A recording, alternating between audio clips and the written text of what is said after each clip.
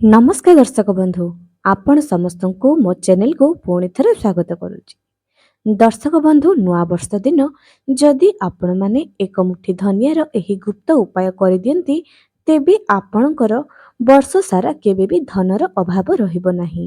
आज्ञा हाँ दर्शक बंधु, एही धनिया माँ लक्ष्मीकर अत्यंत प्रिय अटे एवं सबुठारु शुभ कथाटी एया अटे जे एही धनिया खाद्य भी प्रयोग करा जाए। एही धनिया जर प्रयोग जदि आपण माने काहाकू किछि न कहि जेउ नियम मुताबक एही भिडियो रे बता जिवो सेही नियम रे जदि धनियार गुप्त उपायटी आपण नुआ वर्ष दिन करि दियंती तेबे आपणकर जीवन रे धन धान्यर अभाव रहिबो नाही। एवं आपण माने जानिजंती कि नाही मु जानि नाही, एही 2025 मसियाटी मंगल ग्रह को समर्पित अछि। हनुमानकर विशेष महत्व रहिबो एही 2025 मसिया सालटी, कारण नौ शुभांक 2025 एथिरे जो अंक अछि एहा होछि 9 अंक। 9 अंकटी मंगल ग्रहर अंक बोली कुहा जाए एवं मंगल ग्रह को जदि आमे संतुष्ट करबा पई चाहिबा तेबे आमे हनुमानकर पूजा करबा दरकार। तो एही 2025 मसिया रे जेउ माने हनुमानकर भक्त अटंती सेमानंक पई तो एही मसियाटी बहुत शुभ फल प्रदान करिवो। एवं दर्शक बंधु मु आज आपण मानकु कहिबि जे एही धनियार गुप्त उपाय जे आपण माने किपरि निज घरे स्थिर लक्ष्मीर बास करि परिबे। एही 1 तारिख दिन जनवरी मासरे आपण मानकु एही उपायटी तो निश्चय करिवार अछि। तेबे चलंतु केउ उपायटी आपण जनवरी 1 तारिख दिन धनियार उपायटी करिवे से संपर्क रे आपण मानकु आगकु बताइबे।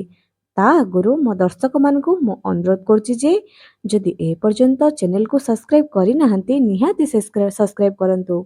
पाखरे थिबा बेल आइकन को क्लिक करी वीडियो को गोटे लाइक टी करि दियंतु एवं कमेंट सेक्शन रे जय मां लक्ष्मी निहाती लेखंतु।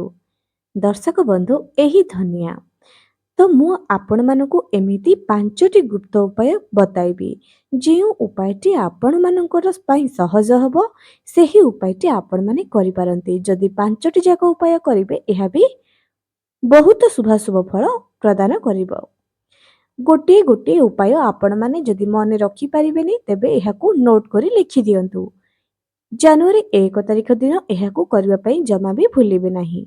तेबे प्रथम उपायटी आपण मानको घरे जदि टंका आसुची टंकार स्रोत जदि सरी जाउची पानी परी टंका जदि सरी जाउची जेते चेष्टा कले भी जदि आपण माने टंका निज घरे रहू नाही स्थायी रहू नाही सरी जाउची तेबे एही उपायटी आपण माने कोन करिवे गोटे माटीर छोटिया माठिएटी नियंतु कलसटी नियंतु सेथिरे धनिया को पूरा भरी करि दियंतु एवं गोटे रूपार कॉइन जदि रूपार कॉइन नाही जे कोनोसी भी एक कॉइन पति देबे गोटाए कौड़ी पति देबे पति सारिबा परे दुईटी अळैज भी रखिबे एवं एहाकू एक लाल कपड़ा रे बांधी देबे। बांधी करी निज घरर उत्तर पूर्व कोणरे एहाकू चुपचाप रखिदेबे। दर्शक बंधु एहाकू आपण माने केतेबेले करिवे जनवरी 1 तारिखर ब्रह्म मुहूर्त रे किंबा संध्या समय रे गोधुली बेला रे आपण माने एही उपायटी करिवे। एपरी करिबा द्वारा टंकार स्रोत आपण मानको घर को कुआडू ना कुआडू केउ ना केउ रास्ता रे आपण मानको घर को निश्चय आसीबो। एहा प्रथम उपायटी थिला। द्वितीय उपायटी मुठाए धनिया आपण मानको नेबार अछि जनवरी 1 तारिख दिन निज घर को किनी करी आनिबे। धनिया कुबेर देवता एवं धन्वंतरी देवतांकर भी अत्यंत प्रिय अटे। धनतेरस दिन आपण माने तो निज घर को धनिया निश्चय आनिथिबे। कुहा जे जदि सुना रूपा न किनी पारुच धनिया किनी आन। ठीक सेही परी जनवरी 1 तारिख दिन आपण माने निज घर को धनिया तो निश्चय नै करी आसंतु।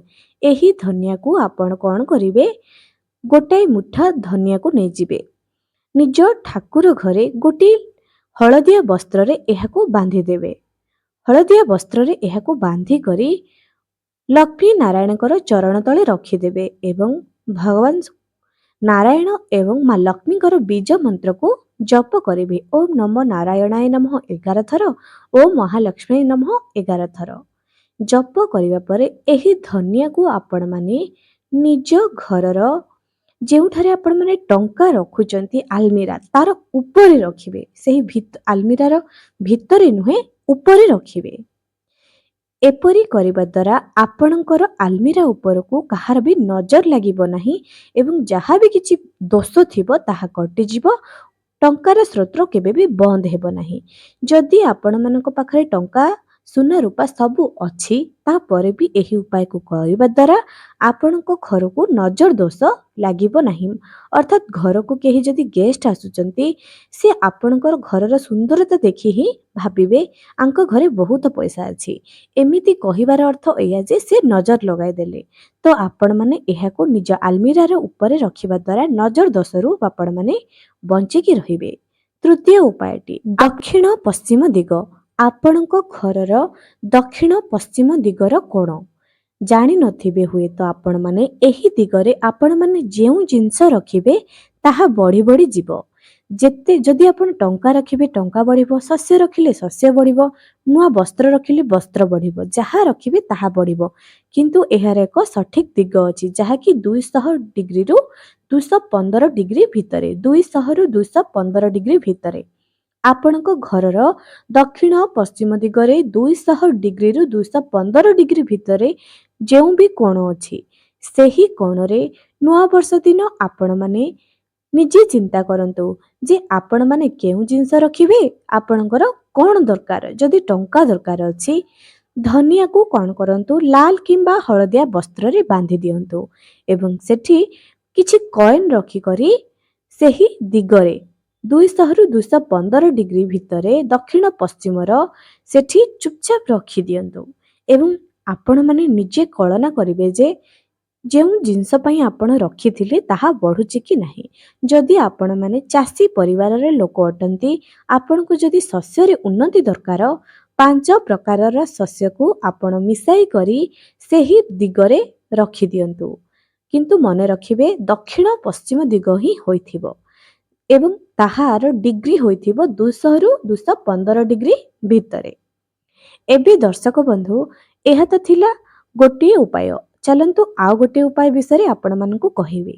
ଯଦି ଆପଣମାନେ ବହୁତ ପରିଶ୍ରମ କରୁଛନ୍ତି କିନ୍ତୁ ଟଙ୍କାର ସ୍ରୋତ ଆପଣଙ୍କ ଘରକୁ ଆସୁନାହିଁ, କୁଆଡ଼ୁ ନା କୁଆଡ଼ୁ ଟଙ୍କାର ସ୍ରୋତ ନିଶ୍ଚୟ ଆସିବ ଯଦି ଆପଣମାନେ ଏହି ଉପାୟଟି କରିଦିଅନ୍ତି। ସେଥିପାଇଁ ଆପଣମାନଙ୍କୁ କ'ଣ କରିବାକୁ ପଡ଼ିବ, ଗୋଟିଏ ଲାଲ ରଙ୍ଗର ବସ୍ତ୍ର ନେବାକୁ ପଡ଼ିବ। ଆପଣଙ୍କ ଘରର ଯେତୋଟି କକ୍ଷ ଅଛି ସେତୋଟି ଏହି କପଡ଼ାକୁ ଭାଗ କରିଦେବେ। ଭାଗ କରିବା ପରେ ଏହି କପଡ଼ାରେ ଆପଣମାନଙ୍କୁ ଧାନ, ମୁଗ, ଗହମ, ସୋରିଷ, କଳାରାଶି ଏହି ସବୁକୁ ତା ସହିତ ମାଣ୍ଡିଆ ଏସବୁକୁ ଏକତ୍ରିତ କରି ସବୁଥିରେ ସମାନ ସମାନ ପରିମାଣରେ ଲାଲ ବସ୍ତ୍ରରେ ବାନ୍ଧି କରି ନିଜ ଘରର ପ୍ରତ୍ୟେକ କକ୍ଷରେ ଜାନୁଆରୀ 1 ତାରିଖ ଦିନ ଆପଣମାନଙ୍କୁ ରଖିବାର ଅଛି। ଆପଣମାନେ ନିଜେ ଦେଖିବେ ଏହାକୁ ଯେତେବେଳେ ଆପଣମାନେ ନିଜ ଘରର ପ୍ରତିଟି କକ୍ଷରେ ରଖିବା ଆରମ୍ଭ କରିଦେବେ, କୁଆଡ଼ୁ ନା କୁଆଡ଼ୁ ଟଙ୍କାର ସ୍ରୋତ ଆପଣଙ୍କ ଘରକୁ ଆସିବ। କେହି ନା କେହି ଆପଣଙ୍କୁ କୌଣସି ନା କୌଣସି କ୍ଷେତ୍ରରେ ସାହାଯ୍ୟ କରୁଥିବେ। ଘରେ ଶୁଭ କାର୍ଯ୍ୟ ତ ନିଶ୍ଚୟ ହେବ।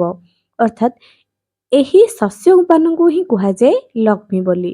ତେଣୁ ଘରର ପ୍ରତିଟି କୋଣରେ ପ୍ରତିଟି କକ୍ଷରେ ଆପଣମାନେ ଗୋଟିଏ ଗୋଟିଏ ମୁଣା କରି ଲାଲ ରଙ୍ଗର ବସ୍ତ୍ରରେ ହିଁ କରି ପ୍ରତ୍ୟେକ କୋଣରେ ନିଶ୍ଚୟ ରଖନ୍ତୁ ଏବଂ ଆପଣମାନେ 2ରୁ 3 ମାସ ଅପେକ୍ଷା କରିବେ। ଦେଖିବେ ଯେ କୁଆଡ଼ୁ ନା କୁଆଡ଼ୁ ଟଙ୍କାର ସ୍ରୋତ ଆପଣଙ୍କର ଅଧିକ ହେବାରେ ଲାଗିଛି। ଏବେ ଦର୍ଶକ ବନ୍ଧୁ, ସବୁଠାରୁ ଶେଷ ଉପାୟଟି ଶୁଣି ରଖନ୍ତୁ। ଧନିଆକୁ କ'ଣ କରିବେ? ଜାନୁଆରୀ 1 ତାରିଖ ଦିନ ଯେହେତୁ ବର୍ଷର ପ୍ରଥମ ଦିନ, ଇଂରାଜୀ ନବବର୍ଷର ପ୍ରଥମ ଦିନ ପଡ଼ୁଛି ଏବଂ ଆପଣମାନଙ୍କୁ କ'ଣ କରିବାକୁ ପଡ଼ିବ? ଏହି ଧନିଆକୁ ଆପଣମାନେ ନିଜ ଘରର ଯେଉଁ ତିଜୋରି ରଖିଛନ୍ତି, ମା ମହାଲକ୍ଷ୍ମୀଙ୍କ ପାଖରେ ଆପଣମାନଙ୍କୁ ଗୋଟିଏ ଲାଲ କିମ୍ବା ହଳଦିଆ କପଡ଼ାରେ ବାନ୍ଧି କରି ଧନିଆରେ 2ଟି ଅଳେଇଚ, ଗୋଟାଏ ରୂପାର କଏନ୍ କିମ୍ବା ଯେକୌଣସି କଏନ୍କୁ ବାନ୍ଧି ଦିଅନ୍ତୁ ନିଜ ହାତରେ ରଖିକରି ମା ଲକ୍ଷ୍ମୀଙ୍କ ଚରଣରେ ସମର୍ପିତ କରିଦିଅନ୍ତୁ। ଏହାକୁ ଧୂପ ଦୀପ ଦେଇ ମାଙ୍କ ପାଖରେ ଗୋଟିଏ ଘିଅର ଦୀପ ପ୍ରଜ୍ୱଳିତ କରି ମାଙ୍କୁ ଆବାହନ କରନ୍ତୁ। ଏହି ଦିନଟି ଆପଣଙ୍କର ଭଲରେ ଯାଉ ବୋଲି ଆପଣମାନେ ମାଙ୍କ ପାଖରେ ପ୍ରାର୍ଥନା କରନ୍ତୁ। ପ୍ରାର୍ଥନା କରିବା ପରେ ମାଙ୍କର ବୀଜ ମନ୍ତ୍ର, କନକଧାରା ସ୍ତୋତ୍ରମ୍, ଶ୍ରୀ ସୂକ୍ତମ୍ ଏସବୁକୁ ପାଠ କରନ୍ତୁ। ପାଠ କରିସାରିବା ପରେ ଏହି ଉପାୟଟି ଆପଣମାନେ କରିବେ। ଏହାକୁ କିଛି ସମୟ ମାଙ୍କ ପାଖରେ ରଖିଦେବେ। ରଖିକରି ତାପରେ ଯାଇ ନିଜ ଘରର ତିଜୋରିରେ ଏହାକୁ ଚୁପଚାପ ରଖିଦେବେ ଏବଂ ଦେଖିବେ ଯେ ଧନର ସ୍ରୋତ କିପରି ବଢ଼ି ବଢ଼ି ଚାଲିଛି। ଦର୍ଶକ ବନ୍ଧୁ, ଯଦି ଆପଣମାନେ ଏହି ଭିଡ଼ିଓରୁ କିଛି ଶିକ୍ଷା ପାଇଲେ, ଯଦି ଆପଣମାନେ ଏହି ଉପାୟକୁ ନିଜ ଜୀବନରେ ନିଜ ଘରେ ଜାନୁଆରୀ 1 ତାରିଖ ଦିନ କରିବା ପାଇଁ ଚାହୁଁଛନ୍ତି, ତେବେ ନିଶ୍ଚୟ କରନ୍ତୁ ଦର୍ଶକ ବନ୍ଧୁ ଏବଂ ଏହି ଭିଡ଼ିଓକୁ ବହୁ ମାତ୍ରାରେ ସେୟାର କରନ୍ତୁ, କାରଣ ଅନ୍ୟମାନେ ମଧ୍ୟ ଜାନୁଆରୀ 1 ତାରିଖ ଦିନ ଏହି ଉପାୟଟି ନିଶ୍ଚୟ କରିବେ। ଆଜି ପାଇଁ ରହିଲି, ପୁଣି ଦେଖାହେବ ଆଗାମୀ ଏକ ସୁନ୍ଦର ଭିଡ଼ିଓରେ।